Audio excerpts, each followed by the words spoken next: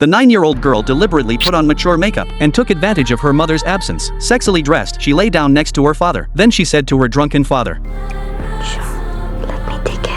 This foster father was instantly scared straight and accused the foster daughter of not saying such dirty words, but the foster daughter continued to be unforgiving, so he angrily drove the foster daughter back to her room. But he could not have imagined, although the foster daughter looked like a 9-year-old girl, but in reality she was over 30 years old. A foster father had also rejected her advances before. The end result was that the whole family was killed by her, but it's such a super disaster. Yet they took the initiative to apply for adoption. It turns out that when his wife was giving birth to her third child, suddenly bled out before going into the operating room, although his wife was unharmed, but her baby unfortunately could not be saved. Since then, his wife was haunted by nightmares for a long time. The whole person became very emaciated. She even almost had a car accident while driving. Even though they have a happy home now, she still can't forget the pain of losing her baby. This wife realized she couldn't go on like this, so she suggested to her husband to adopt a child. So the next day, the couple arrived at the orphanage, and this is where all the tragedy began, because someone was already watching them. There were so many lovely orphans here, but the man was attracted by the sound of a song, so he followed the song to the second floor, and here he met Esther, a 9-year-old girl. They had a nice conversation. Soon after, the wife and the director came up, and the dean, upon seeing Esther. The dean's expression was a little intriguing. The couple had a nice conversation with Esther. They felt that Esther was special. They finally decided to adopt Esther. The dean told the couple that Esther had been adopted, but unfortunately, there was a fire in the foster home. Only Esther escaped with great difficulty, so she became an orphan again. The couple felt sorry for Esther, so they were even more determined to adopt her. Eventually, Esther was brought home by the couple. In order to get along with her deaf sister, Esther learned sign language to say hello, but the brother didn't like his new sister that much,